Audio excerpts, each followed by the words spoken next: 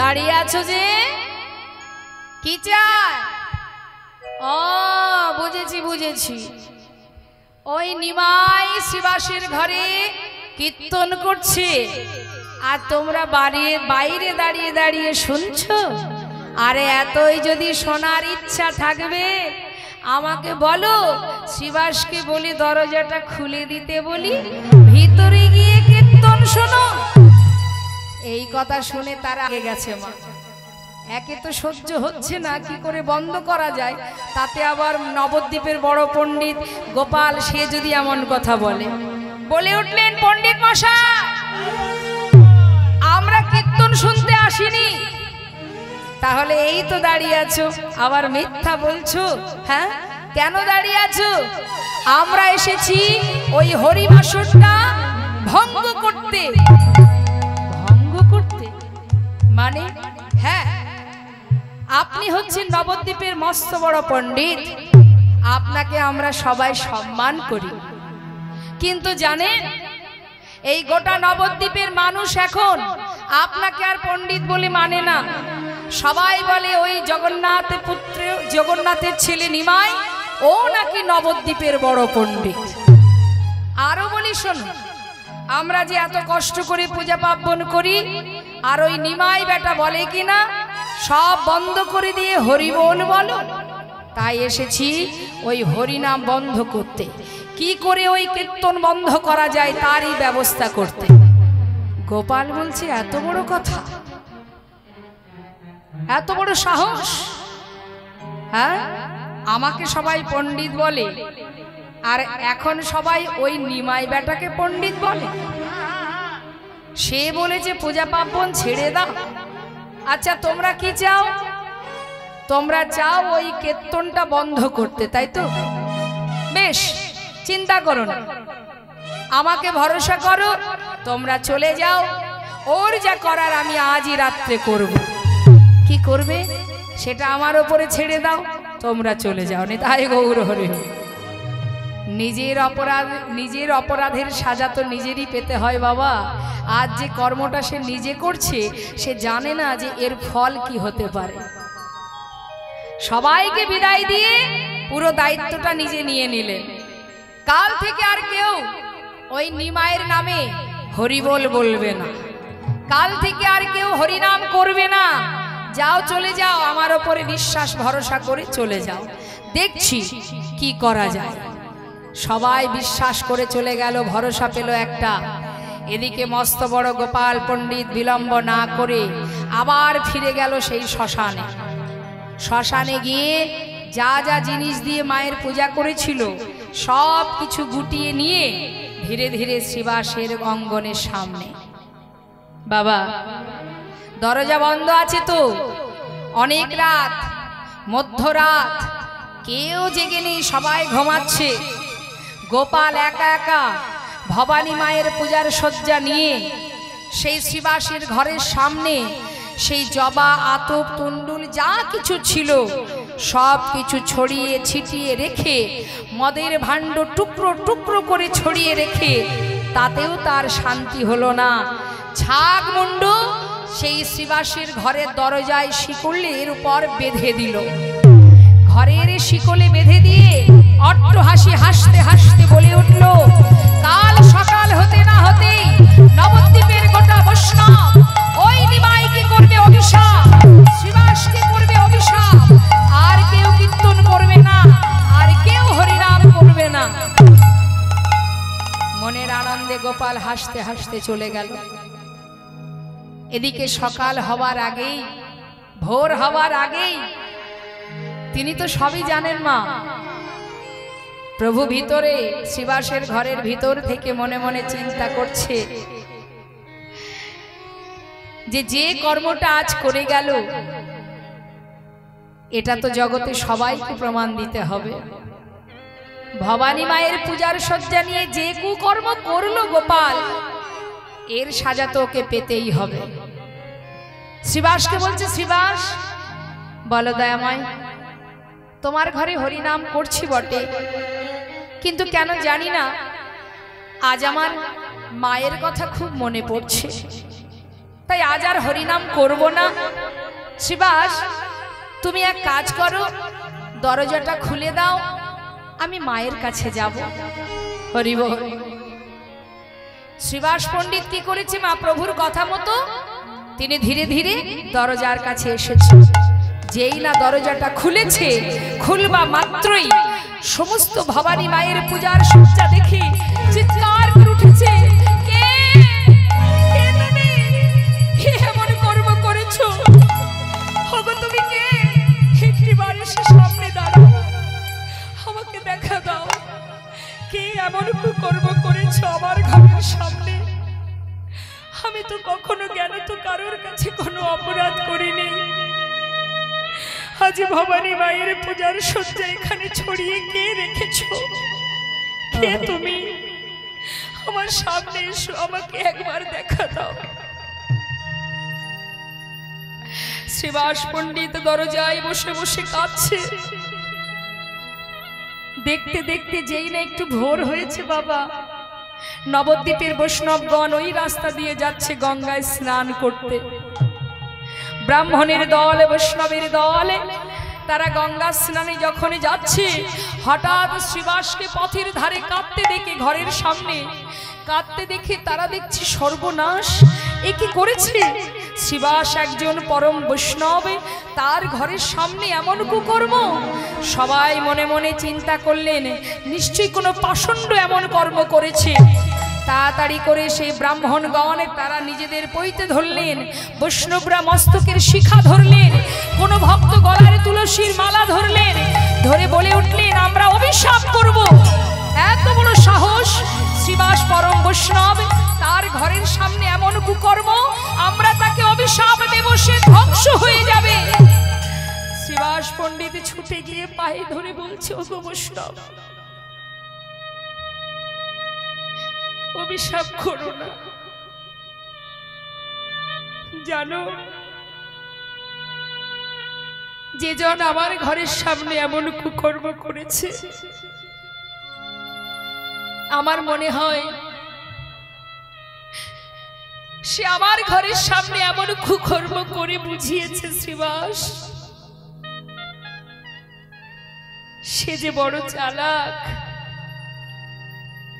সে বড় চালাক, সে বুদ্ধিমান। সে আমার ঘরের সামনে এমন কুকর্ম করে বুঝিয়ে দিয়েছে শ্রীবাস, তোমার ঘরে স্বয়ং মহাপ্রভু বিরাজমান, তোমার ঘরে তিনি আছেন, তোমার কাছে বাধা আছেন, তাই তোমার সামনে এমন কুকর্ম করে তোমার ঘরের সম্মুখে ভবানী মায়ের পূজার সজ্জা নিয়ে যে কুকর্ম করেছি, এই কুকর্ম করে তোমাকে জানিয়ে গেলাম। আমার মতো পাষণ্ড এখনো নবদ্বীপে পড়ে আছে। তুমি তোমার প্রভুকে একবার বলো, যিনি পতিত পাবন, সে যেন আমার মতো পতিতকে একবার কৃপা করে নিজের চরণে ঠাঁই দেয়। অভিশাপ দিও না, তোমরা কেউ অভিশাপ দিও না, আমি আশীর্বাদ করছি। ওরে, তুই যেই হোস না কেন, আমি জানি না তুই কে, তবে আমি তোকে অভিশাপ আশীর্বাদ দিলাম। আজ যে কর্মটা করে তুই আমাকে জানিয়েছিস, একদিন প্রভুর কৃপায় তুই তার চরণ পাবি পাবি। আমি আশীর্বাদ দিলাম, তোর মনোবাঞ্ছা পূর্ণ হবে, তুই প্রভুর চরণে লাভ করতে পারবি, তুই উদ্ধার হয়ে যাবি। জয় গৌর হরি বল, হরি বল। এটাই তো বৈষ্ণবের লক্ষণ মা। সাধারণ মানুষের সঙ্গে যদি আপনার দ্বন্দ্ব বাঁধে, দেখবেন প্রতিটা মুহূর্ত সে আপনাকে অভিশাপ দিয়ে যাবে। কৃষ্ণ কিন্তু বৈষ্ণব চরণে আপনি যে অপরাধী করেন না কেন, বৈষ্ণব আশীর্বাদ ছাড়া কখনো অভিশাপ দেন না। মহন্তের স্বভাব হয় তারিতে পামর, নিজ কার্য নয় তবু জান পরঘর। যারা মহন্ত হয়, যারা বৈষ্ণব হয়, প্রকৃত সন্ন্যাসী যারা হয়, তারা কখনো কাউকে অভিশাপ করেন না। তাদেরকে যদি কেউ মন্দ কথাও বলে, যদি কটু কথা বলে, তিরস্কার করে, ব্যঙ্গ করে তো মা। সাধুদের দেখলে অনেক পাষণ্ড ব্যক্তি আছে যারা সাধুদের দেখলে বলে জয় নিতাই, হরে কৃষ্ণ। সাধু তখন কি বলে, আবার বল, আমাকে দেখে তো বলেছিস যে নাম কখনো মুখে উচ্চারণ করিস না, আজ যখন আমাকে দেখে এই নাম বদলে উচ্চারণ করেছিস, এইভাবে যতবার আমায় দেখবি, যখনই দেখবি মুখে বারবার বলবি। বলতে বলতে কি হবে, হেলায় বা শ্রদ্ধায় যে বা নাম লয়, ক্রমে ক্রমে কৃষ্ণ ভক্তির হয় উপচয়। নিতাই গৌর হরি বল, হরি বল। যেভাবেই তুমি হরিনাম বলো না কেন, ইচ্ছায় বলো অনিচ্ছায় বলো, হেলাই বলো শ্রদ্ধায় বলো, নামের যে মহিমা সে কিন্তু দেখা দেবেই দেবে। তাই বৈষ্ণব যারা হন সর্বক্ষণ পাষণ্ডকে উদ্ধার করেন, কৃষ্ণ নাম কর্ণমূলে দেন, তাদেরকে অন্ধকার থেকে আলোর পথ দেখান। যদি কোনো অপরাধী ব্যক্তি পদে পদে অপরাধ করে, বৈষ্ণব চরণে একবার মাথা নত করলেই সাধু বৈষ্ণব জানারা তারা মুখে তুলে নেন। আজ শ্রীবাস পণ্ডিত ঠিক তদ্রূপ, এমন কুকর্ম করা সত্ত্বেও বলে উঠলেন, তুই যেই হোস না কেন আমি তোকে আশীর্বাদ করলাম, একদিন তুই তার চরণ পাবি পাবি। সঙ্গে সঙ্গে যারা স্নানে যাচ্ছিলেন তারা তাদের হাত সরিয়ে নিলেন, অভিশাপ দিতে পারলেন না। এদিকে নিজে হাতে শ্রীবাস পণ্ডিত সব কিছু পরিষ্কার করে যেই না ভিতরে গেছে, গৌরহরি জিজ্ঞাসা করছে, শ্রীবাস দরজা খুলতে তোমার এত দেরি হলো কেন? জিজ্ঞাসা করছে মা। শ্রীবাস পণ্ডিত করজোড়ে বলছে, দয়াময় কি জানো তো, সকালবেলা এই ভোরবেলা দরজায় দাঁড়িয়েছিলাম, কত বৈষ্ণব ব্রাহ্মণ তারা সবাই দল বেঁধে গঙ্গা স্নানে যাচ্ছে, আমি দরজায় দাঁড়িয়ে দাঁড়িয়ে বৈষ্ণব দর্শন করছিলাম, তাই একটু দেরি হয়ে গেছে। আসল কথাটা কিন্তু বললেন না মা, গোপন করে দিলেন। প্রভু মনে মনে চিন্তা করলেন, শ্রীবাস তুমি পরম বৈষ্ণব, তাই সত্যটাকে তুমি গোপন করে দিলে। তবে যে সত্যটা আজ তুমি গোপন করে দিলে, একদিন এই সত্যটা জগতের সবাই জানতে পারবেন। তাই তিনি কি করলেন, শ্রীবাসকে বললেন, চলো শ্রীবাস আমাকে নিয়ে চলো ঘরে। শ্রীবাস পণ্ডিতকে নিয়ে ভক্তগণকে সাথে করে নিয়ে মায়ের কাছে এসে পৌঁছালেন। এদিকে হলো কি বাবা, একদিন গেল, 2 দিন গেল, 3 দিন গেল। এদিকে গোপালের সর্ব অঙ্গ ধীরে ধীরে একটু একটু করে জ্বলতে শুরু হলো। অসহ্য যন্ত্রণা। কি হলো, আমার সারা শরীরে যন্ত্রণা হচ্ছে কেন, এত জ্বালা হচ্ছে কেন, কি হলো আমার? তার স্ত্রীকে ডাকছে, নিস্তারিণী, নিস্তারিণী একটু এদিকে এসো, শিগগিরই এসো। নিস্তারিণী বলছে, স্বামী কি হলো, চিৎকার করছো কেন? স্বামী আমার সারা শরীর জ্বলে যাচ্ছে কেন, দেখো না কি হলো আমার। নিস্তারিণী বলছে, সে কি, তোমার সারা শরীর জ্বলে যাচ্ছে, কি হয়েছে তোমার? আমি জানি না, দেখো নিস্তারিণী, দেখো সারা শরীর কেমন লাল হয়ে যাচ্ছে, অসহ্য যন্ত্রণা, আমার কি হলো নিস্তারিণী? নিস্তারিণী বলছে, স্বামী দাঁড়াও, আমি তো বলতে পারবো না, দেখি আমি একজন কবিরাজকে ডেকে নিয়ে আসি। আগেকার সময় তো এত মেডিসিন ছিল না মা, কোনো রোগ ব্যাধি হলে কবিরাজকে বৈদ্যকে ডাকতে হতো।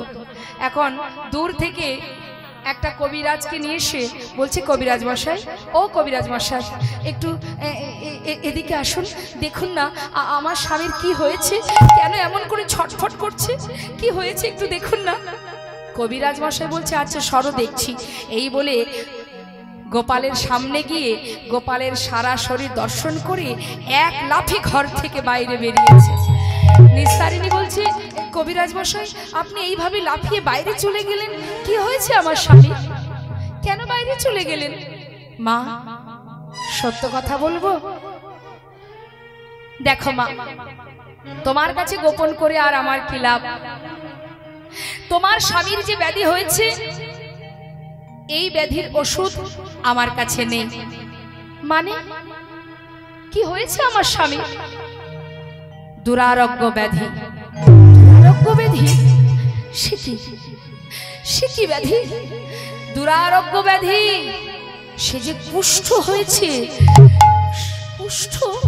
হ্যাঁ, এর ওষুধ তো আমার কাছে নেই মা, তাই আমার কিচ্ছু করার নেই। তিনি যতদিন রাখবেন ততদিনই থাকতে পারবেন, আমি কিচ্ছু করতে পারবো না। আমি যাই মা, আমি যাই। কবিরাজ মশাই, একটু তো ওষুধ দিয়ে যান, আমার কাছে কিছু নেই, আমি দেবো কি? আমি আসি মা, আমি আসি। চলে গেলেন কবিরাজ মশাই। নিস্তারিণী বলে উঠলেন, স্বামী, জীবনে কি এমন কর্ম করেছো, এমন দুরারোগ্য ব্যাধি হলো তোমার? আমি কত তোমায় নিষেধ করেছি, বৈষ্ণব চরণে অপরাধ করো না। আত্ম অহংকারে বশীভূত হয়ে বৈষ্ণবকে নিন্দা করেছো, তার শিখা কেটে দিয়েছো, অঙ্গের পৈতে ছিঁড়ে দিয়েছো, গলার তুলসীর মালা ছিঁড়ে দিয়েছো। সেদিন এত করে তোমায় নিষেধ করেছি, আমার কথা কোনোদিন শোনোনি। আজ দেখো অপরাধ করলে তার কি সাজা হয়। এমন ব্যাধি যার হয় সে তো আর প্রাণে বাঁচবে না। তাই যাক, ভালোই হলো। ভেবেছিলাম কয়দিন ধরে বাপের বাড়ি যাব, তা এখন দেখছি আর দুই একদিনের জন্য যে লাভ নেই, একেবারে লোটা কম্বল গুটিয়ে নিয়ে চলে যাব। আর থেকে কি হবে? আমি তোমার স্ত্রী হতে পারি, আমি তোমার সহধর্মিণী হতে পারি, আমি তোমার পত্নী হতে পারি, কিন্তু এই কুষ্ঠ গলিত দেহ সেবা করার মতো পত্নী আমি নই। পতি আছো ঠিক আছে, তাই বলে তোমার এই কুষ্ঠ আমি সেবা করতে পারবো না। যেমন অপরাধ করেছো তেমন তার সাজা। এই আমি চললাম বাপের বাড়ি। নিস্তারিণী, হে তুমি কি বললে নিস্তারিণী? সারা জীবনে তোমার জন্য কারোর কথা ভাবিনি, কিসে তোমাকে খুশি করব, তোমাকে ভালো রাখবো। সুন্দর সংসার সাজিয়েছি তোমার সুখের জন্য, আর আজকে আমার বিপদের দিনে, আজ আমার দুর্দিনে তুমি আমায় ছেড়ে চলে যাচ্ছ। নিস্তারিণী, তুমি চলে গেলে কে আমাকে খোদায় দুটো অন্ন দেবে, কে পিপাসায় একটু জল দেবে? নিস্তারিণী, তুমি যেও না, তুমি যেও না নিস্তারিণী, তুমি আমায় ছেড়ে যেও না। হরি বল। নিস্তারিণী চিন্তা করছে, এখন যদি স্বামীর এই অবস্থায় চলে যায়, পাড়ার লোকে হয়তো কত কথা বলবে। এইভাবে যাওয়া যাবে না, যাব তো আমি অবশ্যই, তবে কিছুদিন পর। হরি বল, হরি বল। কি করলেন মা? স্বামীর সঙ্গে শর্ত করে নিলেন। কি শর্ত? যে দেখো, তোমার কাছে আমি থাকতে পারি যদি তুমি আমার কয়েকটি কথা রাখতে পারো। কি কথা? কি কথা রাখতে হবে? এক, এই যে তুমি, তোমার সারা শরীরে কুষ্ঠ হয়েছে, ব্যাধি হয়েছে, আমি কিন্তু তোমার এই কুষ্ঠ সেবা করতে পারবো না। তাই তুমি আর এই যে আমার এত বড় বাড়ি, এই বাড়িতে তুমি আর থাকতে পারবে না, তোমাকে রাখতে পারবো না। তাই তো, ছোঁয়াচে রোগ। এখন যদি তোমাকে এখানে রাখি, তাহলে তো এটা অন্য কারোরও, আমারও হতে পারে। তাই তোমাকে এই বাড়িতে রাখবো না। তুমি যদি থাকতে চাও, তাহলে ওই গোয়াল ঘরের এক কোণে আমি তোমার জায়গা করে দেব, সেখানে তোমাকে থাকতে হবে না। তাই গৌর হরি বল। একবার অনুভব করুন মা, এটাই সংসার জীবন। এটাই হচ্ছে সংসার। যত সময় করতে পারবে তত সময় তোমার পাশে অনেক বন্ধু জুটবে। যেদিন তোমার ক্ষমতা ফুরিয়ে যাবে সেদিন দেখবে তোমার পাশে আর কেউ নেই।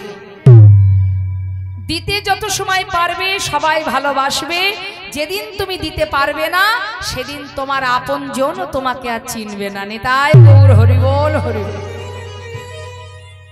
তাই আজ শর্ত দিচ্ছি নোমা আমার দিকে, স্বামী সেবা করেন তো? হ্যাঁ, ওই যে গল্প করছে একটু ডেকে দিন তো, সুযোগ পেয়েছে আজকে গল্প করার। হরিবল হরিবল, আমার দিকে ঘুরে বসুন না, যে যার মতো গল্প করছেন আমার দিকে ঘুরে বসুন। হ্যাঁ, ঘুরে বসুন এই দিকে। বাড়িতে সিরিয়াল দেখেন? সিরিয়াল হয় বাড়িতে? হয় সিরিয়াল, বলবেন তো? এদিকেও সিরিয়াল হয়? বাহ, দেখেন তো সিরিয়াল? হ্যাঁ, সিরিয়ালের সময় কেউ যদি এসে একবার বলে সরো তো ওই চ্যানেলটা ছেড়ে দিয়ে একটুখানি খবরের চ্যানেলটা চালাও তো, রাখো তোমার খবর, সারাদিন তোমার সংসারে খাটছি আর সিরিয়ালের সময় ডিস্টার্ব করতে পারবে না। হ্যাঁ, সারাদিন খেটেছি সিরিয়াল দেখার জন্য, এখন তো আর চেঞ্জ করতে পারবো না। কি মন দিয়ে মন প্রাণ দিয়ে আমরা সিরিয়াল দেখি না? ভালো লাগে সিরিয়াল দেখতে? ভালো লাগে না? কে কে সিরিয়াল দেখেন একটু হাত তুলে দেখান।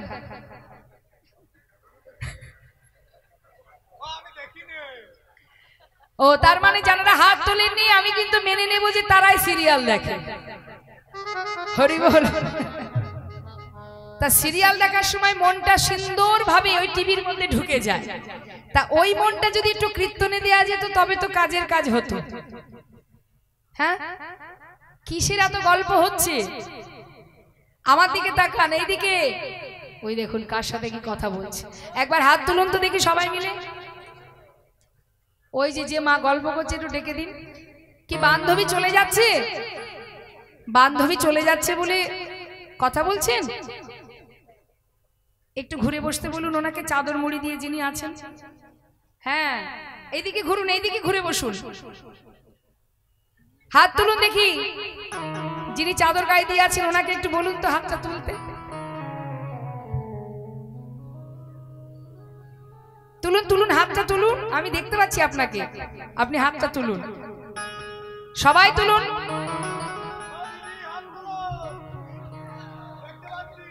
সবাই মিলে হাতে তালি দিয়ে একসঙ্গে গাইবো আমরা। ছলো ছলো নয়নে হাসি মাখা বদনে, ছলো ছলো নয়নে হাসি মাখা বদনে, আনন্দ কাননে একবার ভ্রময় নিবা। হাত তুলে সবাই মিলে একসঙ্গে একবার হরি বলো হরি বলো মনি রে আমার, হরি বলো হরি বলো মনি রে আমার, হরি বলো মনি রে আমার।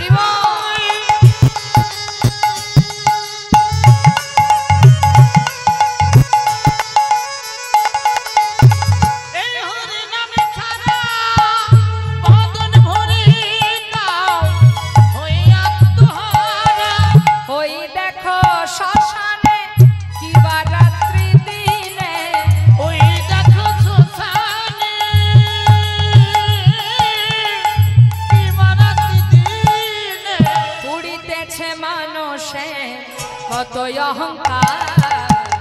হরি বল হরি বল হরি বল হরি বল গাই আমার হরি বল হরি বল মনে রে আমার হরি বল হরি বল মনে রে আমার হরি বল হরি বল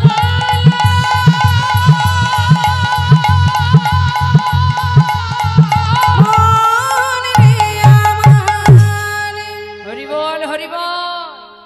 হরিনাম ছাড়া কলিজীবের আর গতি নাই, গতি নাই। দেখুন স্বামী সেবা কারে বলে, আজকে লীলা থেকে আপনারা জেনে যান স্বামী সেবা। শ্রীমতী রাধারানী তিনি যখনই প্রাণবধূকে গোবিন্দকে ডাকতেন, গোবিন্দ যদি শয়নে থাকেন বাবা, তার চরণ তলে গিয়ে আস্তে আস্তে চরণ সেবা করতেন, তাতে গোবিন্দের ঘুম ভেঙে যেত। চরণ সেবা করতে করতে গোবিন্দের ঘুম ভাঙতো। আর ইহ জগতের পত্নী যারা, তারা যদি স্বামীকে সকালে ঘুম থেকে ডাকে, কেমন করে ডাকে? চরণ সেবা করে ডাকে। কি বলে, এই যে বেশ তো ঘুমাচ্ছ, বাজারে যেতে হবে মনে নেই, ওঠো আগে ওঠো। এই হচ্ছে পতি সেবা। তা বলছি শোনো, স্বামী আছো স্বামী আছো, অত প্রতিভক্তি আমার মধ্যে নেই। যদি আমার কথা মেনে চলতে পারো তবে থাকবো, না হলে সোজা বাপের বাড়ি। হ্যাঁ, ওই সারা গায়ে কুষ্ঠ হয়েছে, ওই রোগে আমি ভুগবো, ওই গোয়াল ঘরে জায়গা তোমার। যদি থাকতে পারো তবে থাকবো, না হলে আমি চলে যাব। আর কি, যখন তোমার খিদে পাবে তোমাকে তো খেতে দিতে হবে। তাহলে যদি একটা কোনো সুন্দর থালায়, একটা সোনার থালাই করে যদি আমি তোমাকে ভাত খেতে দিই, তাহলে কি হবে, ওই থালাটা ওটা তো আর ঘরে তুলতে পারবো না, যেহেতু তোমার গায়ে কুষ্ঠ হয়েছে। এখন ওই থালাটা আমি ঘরেও তুলতে পারবো না, আবার কাজের বউকে দিয়ে যদি বলি যে এটা পরিষ্কার করে দাও, সেও ছোবে না, তাহলে থালাটা আর নিতে পারবো না। তাই আজ থেকে তোমাকে সোনার থালায়ও খেতে দেব না।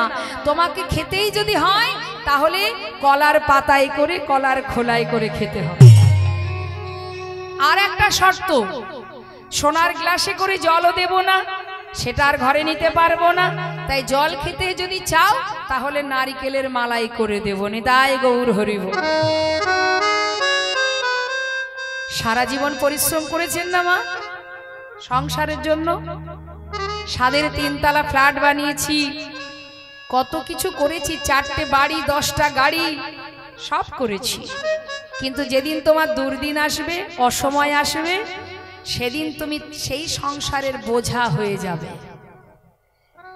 গোয়াল ঘরে বসে বসে কাঁদছে গোপাল, তার গিন্নি সেই যে চলে গেছে উপরে, আর নিচে নেমে আসে না। একদিন গেল, দুদিন গেল, গোপালের সর্বাঙ্গ কুষ্ঠ দিনে দিনে বাড়তে শুরু হলো। অসহ্য যন্ত্রণা, সারা অঙ্গে ঘা হয়ে গেল। নিস্তারিণী,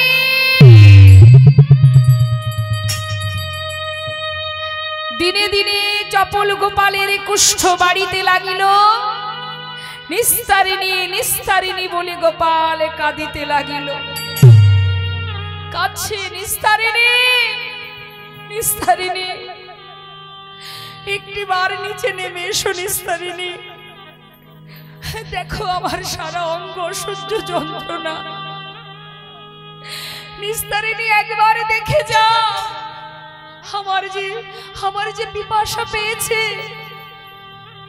একটু জল দেবে নিস্তারিণী। রিবন চিৎকার করে ডাকছে, ভবানী মাকে ডাকছে, মা মা ভবানী, এ কোন পাপের সাজা তুমি আমায় দিলে? আজ কোথায় আমার জায়গা হলো? সারা জীবন যাদের সুখের জন্য আমি এই সুন্দর সংসার গড়েছি,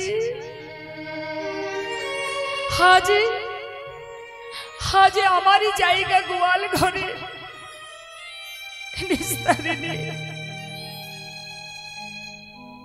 আজ তো আমার মনে হচ্ছে আমি বলি, এই দ্বার দারুণ সংসারে চরিত্র দেখিয়া আমার পরাণে লাগিছে ভয়।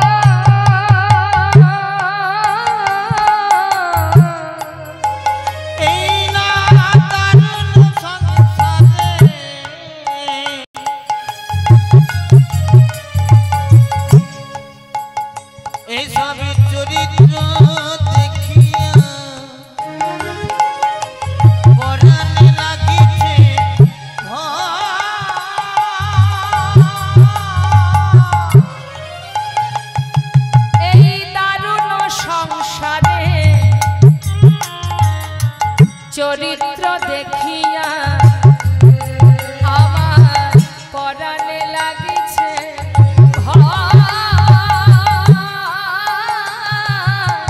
কলির কাল সাপের মুখে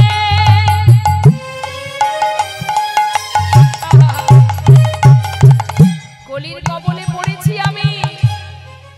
আজ আমি বুঝেছি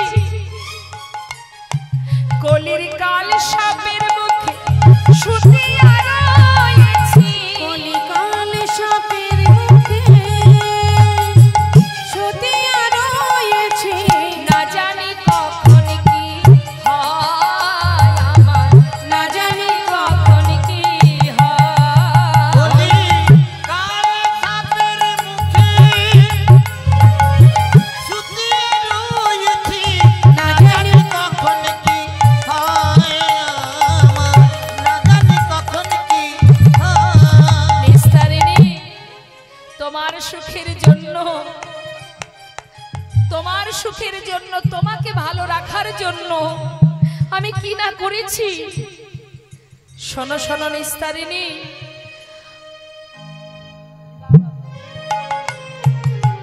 মনের ভরমে আমি ওই না মনের ভরমে মানিক হারাইনু। কি করেছি? মনের ভরমে মানিক হারাইনু, তেজিয়া বান্ধব মনের ভরমে মানিক হারাইনু, তেজিয়া বান্ধব আহা মনের ভরমে তোমারে সেবিনু। আমি মোহে পড়ি তোমায় ভালোবেসেছি। দেখবেন অনেকে আছে না মা, স্ত্রীকে কত ভালোবাসে, সেই ভালোবাসার মর্যাদা স্ত্রীকেও দেওয়া উচিত। আজ গোপাল বলছে আমি মনের ভরমে তোমাকে ভালোবেসেছি, আপন জনকে ছেড়ে দিয়েছি। আহা মনের মরমে তোমারে সেবিনু, তেজিয়া বান্ধব মনের মরমে তোমারে সেবিনু, তেজিয়া বান্ধব ওই কাচের ভরমে মানিক হারাইনু। কাচের ভরমে ওই মানিক হারাইনু। কাচের ভরমে মানিক হারাইনু। কাঠের ভরমে মানিক হারাইনু। পাইলাম বড় দুঃখ, ওই না পাইলাম বড় দুঃখ, পাইলাম বড় দুঃখ।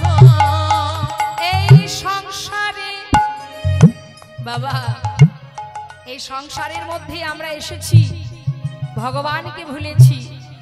আহা সংসারে আইলো, আহা গোরা না ভজিনু, আমি না শুনি সাধুর কথা। এই না সংসারে আসিনু, আমি গোরা না ভজিনু, না শুনলাম সাধুর কথা। আমার ইহ পরকাল দুকুল খাওয়ালো, ইহ পরকাল দুকুল খাওয়ালো। খাইনু আপন মাথা গো, খাইনু লোচন মাথা।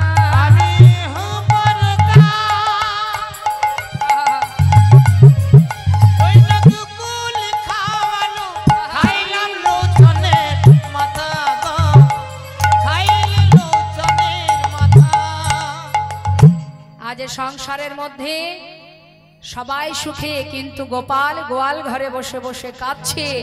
কাঁদতে কাঁদতে তার সর্ব অঙ্গ থেকে অসহ্য যন্ত্রণায় সারা শরীরে ঘা হয়ে পোকা হয়ে গেছে। মাংস পোকা খসে খসে পড়ছে, আঙুল খসে খসে পড়ে যাচ্ছে, পচতে শুরু হয়েছে দেহমা। কিন্তু পিপাসায় একটু জল কখন নিস্তারিণী দেবে সেই দিকে তাকিয়ে আছে। হঠাৎ নিস্তারিণী মনে মনে চিন্তা করছে, তাই তো কয়েকদিন হলো স্বামীর কাছে যাওয়া হয়নি, যাই হোক স্বামী তো যাই, দুটো অন্ন দিয়ে আসি আর একটু জল দিয়ে আসি। এই বলে সেই পাত্রটা নিয়ে, হরি বল, সেই পাত্রটা নিয়ে নিস্তারিণী যেই না নিচে এসেছে, মা গোয়াল ঘরের দরজায় দাঁড়িয়ে দাঁড়িয়ে ডাকছে, কই গো শুনছো? সাড়া দিচ্ছ না যে, কি হলো? ডাকছি শুনতে পাচ্ছ না? মরে গেল নাকি? এই যে শুনছো, তোমার জন্য ভাত এনেছি, তোমার জন্য জল এনেছি, এই নাও খেয়ে নাও। কিন্তু সাড়া দেবে কি করে? তার যে আর উঠবার মতো শক্তি নেই মা। গোয়াল ঘরে শুয়ে পড়েছে, অসহ্য যন্ত্রণায় তার আর সাড়া নেই, মাংস খসে খসে পড়ছে শরীর থেকে। বারবার ডাকছে, স্বামী শুনতে পাচ্ছ? সাড়া পাচ্ছে না দেখে ভাবছে, বাবা তাহলে মনে হয় মরে গেছে। যাক, মরে গেছে যখন, অসহ্য যন্ত্রণা পাচ্ছিল, মরে গিয়ে নিজেও বাঁচলো, আমারও দায়িত্ব শেষ হয়ে গেল। হরি বল। কিন্তু শত হলেও স্বামী তো, শেষ কাজটা তো করতে হবে। কিন্তু এই কুষ্ঠের কথা যদি কেউ শোনে, গ্রামবাসীরা কেউ একে নিয়ে সৎকার করবে? কেউ ছবে না। কি করা যায়? না, গ্রামবাসীকে দিয়ে কাজ হবে না, আমাকে ডোম পাড়াতে যেতে হবে, ডোমদেরকে দিয়েই কাজটা করাতে হবে। তাই কি করেছেন মা নিস্তারিণী, সারাদিন ঘর থেকে না বেরিয়ে যেই না সন্ধ্যা হয়েছে, চারিদিকে একটু একটু করে অন্ধকার হচ্ছে, দেরি না করে একটা বড় করে ঘোমটা দিয়ে এবার গুটি গুটি পায়ে যাচ্ছে ডোম পাড়াতে। ডোম পাড়ায় গিয়ে, ডোম পাড়াতে দুজন ব্যক্তি আছে যারা মরা পোড়ানোর কাজ করে, তাদের ঘরের সামনে গিয়ে ডাকছে নিস্তারিণী। রাত্রিবেলা তো মা দরজার সামনে গিয়ে ডাকছে, হারুয়া, এই রামুয়া, তোরা বাড়িতে আছিস?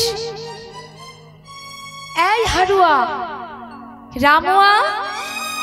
দুজন ঘর থেকে বলছে, কি ব্যাপার, কে ডাকছে? তাড়াতাড়ি করে দরজা খুলে বাইরে বেরিয়ে বলছে, কি? আরে মাইজি, আপনি এত রাত্রে আমাদের ঘরে, কি ব্যাপার? আরে আমি বড় বিপদে পড়ে এসেছি বাবা। বিপদ? কি হয়েছে মাইজি? হ্যাঁ কি হয়েছে? আরে আমাদের বললে আমরাই তো চলে যেতাম, কষ্ট করে আসার কি দরকার? মাইজি এত রাত্রে আপনি আমাদের ঘরে, কি হয়েছে মাইজি? বাবা আমি বড় বিপদে পড়েছি রে। কি হয়েছে? দেখ, বহু বছর ধরে আমাদের বাড়িতে একটা কাজের লোক ছিল, কাজ করতো। হ্যাঁ রে, জানিস তো এই কয়েকদিন আগে না, এই 2-3 দিন আগে ওই কুষ্ঠ রোগে সে ভুগছিল, এই আজই না সে মারা গেছে। তা দেখ বাবা, যতই হোক কাজের লোক হলেও এতগুলো বছর আমার বাড়িতে ছিল, আমার তো একটা দায়িত্ব থাকে, তাই না? তা জানা বাবা, তাই তো এত রাত্রে তোদের কাছে এলাম। যা, আমার ওই কাজের লোকটার একটু সৎকারটা করে দে, পারবি? তার সারা শরীরে কুষ্ঠ রোগে অসহ্য যন্ত্রণায় একটু আগে সে মারা গেছে। মাইজি কুষ্ঠ রোগী? কুষ্ঠ রোগীকে সে সৎকার করতে হবে? মাইজি আমরা না হয় নিচু জাতি, আমরা না হয় দিনহীন কাঙাল, কিন্তু কুষ্ঠ রোগী মাইজি পারবো না। ওই ব্যাধি, ওই কুষ্ঠ যদি আমাদের হয় মাইজি পারবো না। মাইজি দেখ বাবা, তোরা ছাড়া কে করবে বল? আচ্ছা শোন, একটা কাজ করি, বলি কি তোরা যদি এই আমার এত বড় কাজটা করে দিস না, আমি তোদের একটা এই নে, এই দেখ, এই যে সুন্দর সোনার হারটা আছে আমার, এটা তোরা নিয়ে নে। এই সোনার হারটা আমি তোদের দিলাম, কেমন? এবার তো পারবি। দুইজনে বলা বলি করছে, দেখ মাইজি বিপদে পড়েছে, চল সে সৎকারটা করে দিয়ে আসি, তার দাহ করে দিয়ে আসি। মাইজি কোথায় আছে সে? আমার ঘরেই আছে, চল আমার সঙ্গে। ঠিক আছে চলো মাইজি। দুইজনে গেছে বাবা। দুইজনে গিয়ে জিজ্ঞাসা করছে, ও মাইজি কোথায় আছে সে? ওই গোয়াল ঘরে। আচ্ছা মাইজি, আপনার তো এত বড় বাড়ি, কাজের লোক হলেও এই ঘরের ভিতরে কোনে ঘরের কোনো একটা জায়গায় তার কি একটু জায়গা হতো না? একেবারে গোয়াল ঘরে রেখেছেন মাইজি? হ্যাঁ আচ্ছা ঠিক আছে মাইজি, তাহলে আমরা যাই। হ্যাঁ, যেই না গোয়াল ঘরে পা রেখেছে মা, হঠাৎ এত দুর্গন্ধ,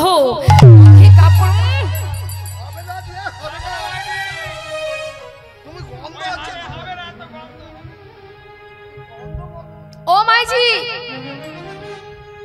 আমরা পারবো না, এত দুর্গন্ধ কি করে নিয়ে যাব? পারবো না মাইজি। দেখ তোরা না করলে কে করবে বল? জানা বাবা যা। কি রে কি করবি? যাবি? ও মাইজি একটা শর্ত আছে, এত পচা দুর্গন্ধ তাকে যদি দাহ করতে হয়, আপনার ওই শুধু হারে আমাদের হবে না, হাতে যে আংটিটা আছে ওটাও আমাদের দিয়ে দিন।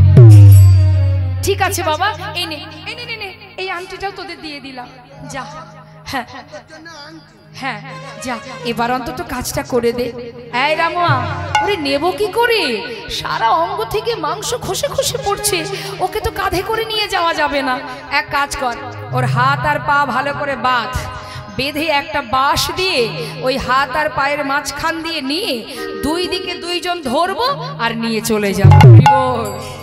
ভালো করে গোপালকে বেঁধে বাঁশের মধ্যে করে গেঁথে নিয়ে কাঁধে করে তুলে যাচ্ছে, আর রাত্রে বেলায় বলছে, বলো হরি বলো হরি বলো হরি বলো হরি বলো হরি হরি বল। শ্মশানে এসে উপস্থিত, চিতা সাজানো হলো মা। গোপালকে চিতার উপরে রেখে যেই না আগুন জ্বালিয়েছে, চিৎকার করে সেই আগুনের তাপ যখনই গোপালের অঙ্গে লেগেছে, গোপাল বলে উঠলে, আমি মরি না।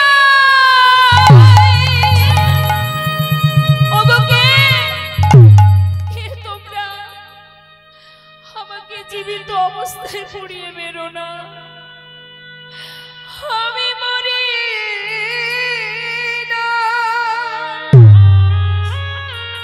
আমি মরি না, আমি মরি না। কে আছো? আমাকে বাঁচাও, আমি মরিনি, আমি এখনো মরিনি। হারুয়া রামুয়া বলছে, হ্যাঁ রে ভাই, এই এদিকে আয়। চিৎকার করছে কে? আগুনের মধ্যে থেকে কে যেন চিৎকার করছে, তবে কি ভূত নাকি? দাঁড়া তো, হ্যাঁ রে, না না না না, এদিকে আয়, চল তো একটু আগুনের কাছে গিয়ে দেখি। একেবারে চিতার কাছে এসে দেখছে, কি সর্বনাশ! আরে এ তো আমাদের সেই আমাদের নবদ্বীপের বড় পণ্ডিত। আরে দাদা বাবা ঠাকুর, আপনাকে এই অবস্থায়, এই নামা নামা, শিগগিরই নামা। সবাই মিলে চিতা থেকে নিচে নামিয়ে একটা গাছতলায় তাকে বসিয়ে জিজ্ঞাসা করছে, বাবা ঠাকুর আপনি মারা যাননি? মাইজি যে বলল কাজের লোক। ছি ছি ছি, আরে আজ যে আমরা ব্রহ্মা হত্যার দায়ে পড়তাম, আমাদের যে অপরাধ হতো, পাপ হতো, জীবিত অবস্থায় প্রাণে মারতে চেয়েছে। কি আর বলবো বাবা ঠাকুর, আমরা তো মরা পোড়ানোর কাজ করি শ্মশানে, সারা রাত ধরে নেশা করে মদের নেশায় রাস্তাঘাটে পড়ে থাকি। ঘরে ফিরতে দেরি দেখে আমাদের স্ত্রী যারা, তারা হাতে লণ্ঠন নিয়ে আমাদেরকে খুঁজতে আসে। আর আপনি সারা জীবন যে সংসারের জন্য এত কিছু করেছেন, আর আপনার স্ত্রী মাইজি আমাদেরকে সোনার হার সোনার আংটি দিয়ে বললেন যে তার বাড়ির কাজের লোক মারা গেছে। এই আপনাদের কেমন কেমন সম্পর্ক? কই দেখি একবার হাতটা দেখাতো। যেই না দেখিয়েছে, গোপাল বলছে, ও জানিস হারুয়া, এই সোনার হারটা আমি অনেক কষ্ট করে তৈরি করেছিলাম আমার নিস্তারিণীর জন্য, কিন্তু আমি তো সেদিন বুঝতে পারিনি যে যে সোনার হার আমি আমার স্ত্রীকে পরিয়েছি, একদিন এই সোনার হার আমার শ্মশান যাত্রী হবে। আমি বুঝতে পারিনি। কিন্তু বাবা ঠাকুর, আপনার যা শরীরের অবস্থা, মায়ের কাছ থেকে আমরা আংটি নিয়েছি, হার নিয়েছি, হ্যাঁ, তাই আপনাকে আর ঘরে ফিরাতে পারবো না। আপনি এই গাছতলায় বসে থাকুন, যদি তার কৃপা হয় আপনি সুস্থ হয়ে ঘরে ফিরবেন, আর যদি তার কৃপা না হয় আমরা প্রতিদিন একবার এসে আপনাকে দেখে যাব। যখন মারা যাবেন আপনার শেষ কাজটা করে দিয়েই যাব। নিতাই গৌর হরি বল। সবাই চলে গেল, দুইজন হারুয়া রামুয়া তারাও চলে গেল। শ্মশানে মধ্যরাত্রে একা একা বসে বসে গোপাল কাঁদছে। কে আছে তার জীবনে? আর মা, আর তো কেউ নেই। একা একা শ্মশানে গাছের গোড়ায় বসে, শ্মশানে বসে বসে চিৎকার করে বলে উঠলেন, আমার কেউ নেই, কেউ নেই, আমার কেউ নেই। চিৎকার করে কাঁদছে। কোন অপরাধ আমার, কোন অপরাধে আজ আমার এমন অবস্থা? কি পাপ করেছি আমি? একবার বলে দাও, কোন পাপে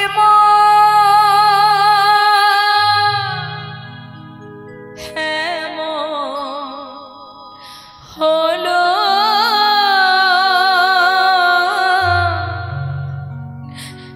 বলো দয়ামা,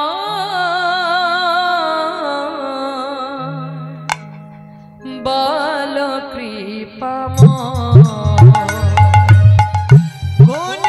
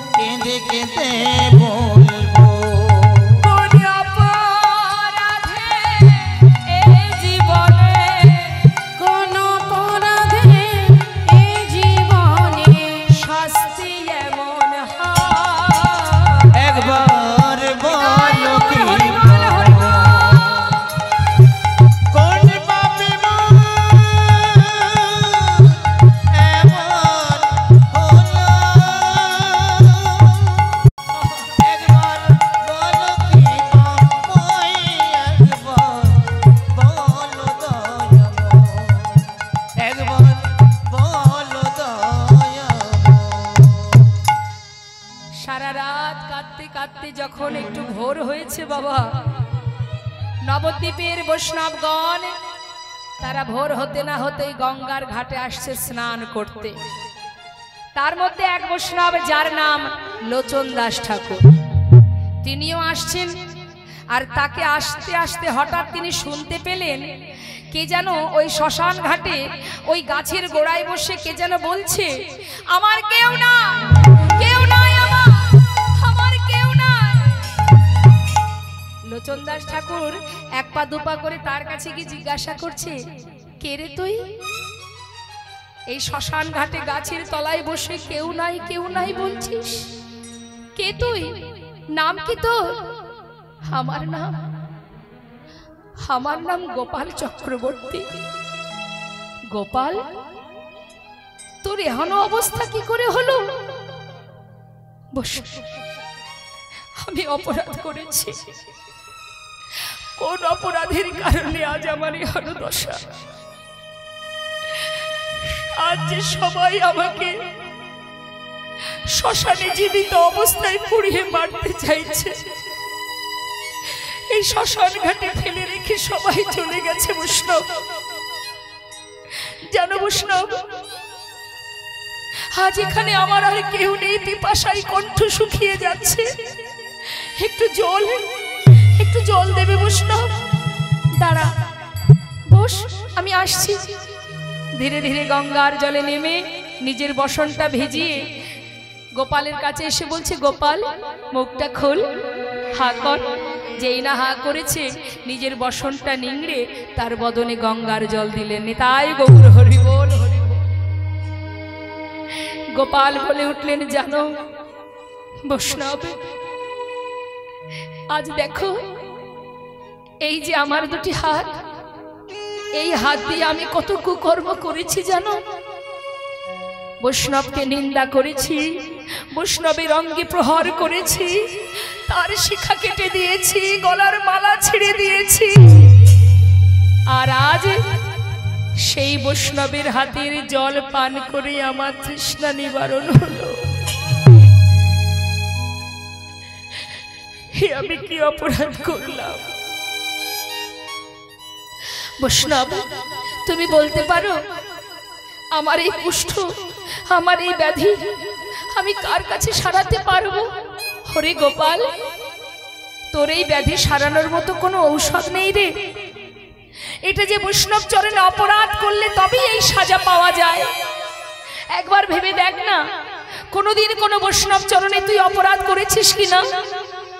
গোপাল, হায় রে গোপাল, তুই এ কি করলি? তোর এই ব্যাধি সারানোর মতো একজন আছে নবদ্বীপে। কে সে? কেন চিনিস না তাকে? জগন্নাথ মিশ্রের পুত্র নিমাই মিশ্র। নিমাই কি করে সারাতে পারবে? নিমাইয়ের দ্বারা কি করে সম্ভব? ওরে গোপাল, তুই জলে বাস করে তোর পিয়াস গেল না? তুই নবদ্বীপে বাস করে তুই তাকে চিনতে পারলি না গোপাল? এ তুই কি করলি? তুই কি জানিস না গোপাল, সে যে অবতার গোরায় অবতার। গোপাল, কেন না চিনিলি তারে?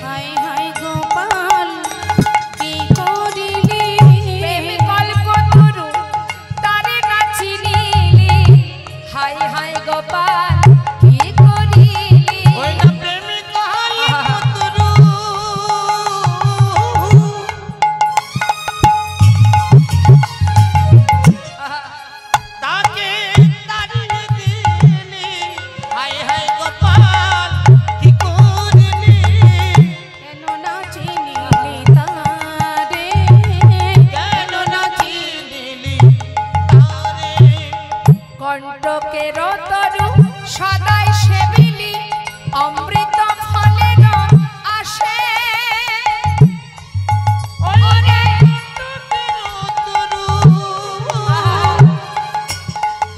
ও তুই সদাই সেদিনু অমৃত ফলের আসে প্রেম কল্পতরু তারে না ভজিলি প্রেম কল্পতরু গৌরঙ্গ সুন্দরে তাহারে ভাবিলি বিশেষ প্রেম কল্প তরু গৌরাঙ্গ সুন্দর তাহারে ভাবিলি বিশেষ ও গোপাল কণ্টকেরও তরু সদাই সেবিলি অমৃত ফলেরও আসে কাটা গাছে কি আর অমৃত পাওয়া যায় প্রেম কল্পতরু গৌরঙ্গ সুন্দরে তাহারে ভাবিলি বিশেষ হায় হায় গোপাল কি করিলি হায় হায় গোপাল কি করিলি প্রেম কল্পতরু তারে না চিনিলি হায় হায় গোপাল তুই কি করিলি প্রেম কল্পতরু তারে না চিনলি হায় হায় গোপাল কি করিলি ও গোপাল আরো বলি শোন সৌরভে রয়াসে পলাশ সুখিলি আহা, ও তোর নাশাতে পশিল কি সরবের আসে পলাশ সুখিলি নাশাতে পশিল কি আবার ইক্ষুদণ্ড ভাবি কাট চুষিলি ও তুই কুদণ্ড ভাবি ওই না কাট চুষিলি বল কেমনে লাগিবে মি কেমনে লাগিবে মি ওই না কুদণ্ড ভাবিয়া কাট চুষিলি কেমন লাগিবে মিঠে ওই না কেমন লাগিবে মিঠে বলছে ইক্ষুদণ্ড ভাবি কাটো চুষিলি হ্যাঁ রে গোপাল তুই তোর সংসারে তোর পরিবারকে তুই ভেবেছিস এটাই বোধহয় মিষ্টি অর্থাৎ মিষ্টি মানে সুন্দর মিষ্টি সংসারের স্ত্রী পুত্র কন্যা আত্মীয় স্বজন এরাই আমার আপন তাদেরকে ভালোবেসে ইক্ষুদণ্ড ভাবি কাটো চুষিলি কেমনে লাগিবে মিঠ হ্যাঁ তুই জলে বাস করছিস কিন্তু তোর পিপাসা নিবারণ হচ্ছে না কারণ তুই নবদ্বীপে বাস করে গৌরকে চিনতে পারিসনি তাকে চিনতে পারলি না গোপাল যার কারণে তোর এহেন অবস্থা সংসারে এসে অসার বস্তুকে জড়িয়ে ধরে আমার করে দিন কাটিয়েছিস আজ তো সেই জন্য তোর এহেন অবস্থা ও গোপাল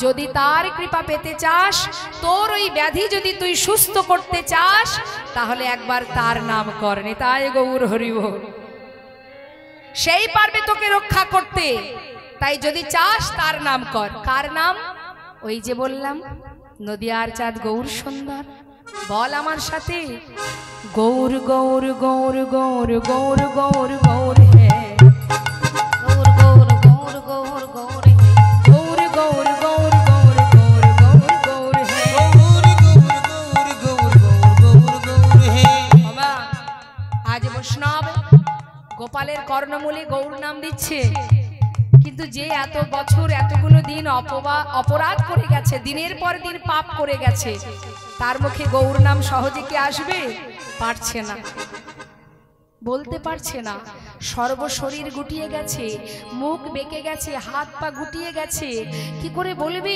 উচ্চারণ করতে পারছে না আর এদিকে বারবার সেই বৈষ্ণব লোচন দাস ঠাকুর বলছে গোপাল চেষ্টা কর বল না